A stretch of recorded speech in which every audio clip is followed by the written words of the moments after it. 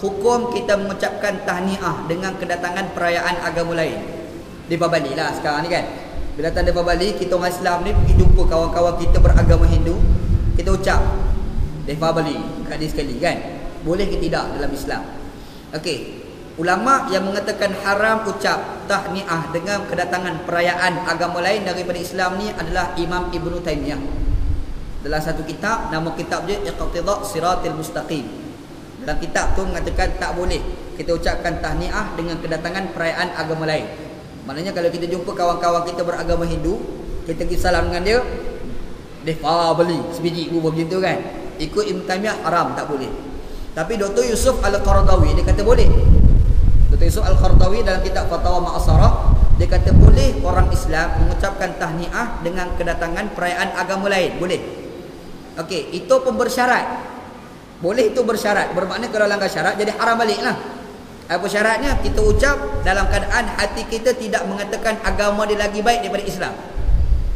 Kita ucap tahniah itu dengan tidak mengatakan agama dia itu sebagai agama yang benar, sekadar kemanusiaan. Itu dibenarkan.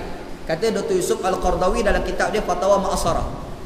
Apa dalil Dr. Yusuf Al-Qaradawi? Yang pertamanya firman Allah Subhanahu wa taala. Allah Ta'ala sebut dalam Quran, la yanhaakumullah 'anil ladzina lam yuqatilukum fid din wa lam yukhrijukum min diyarikum an tabarruhum wa tuqsitu ilaihim innallaha yuhibbul muqsitin. Allah Ta'ala tak pernah halang kamu melakukan kebaikan dan keadilan kepada orang bukan Islam yang tidak serang agama kamu dan tidak mengeluarkan kamu daripada negara kamu.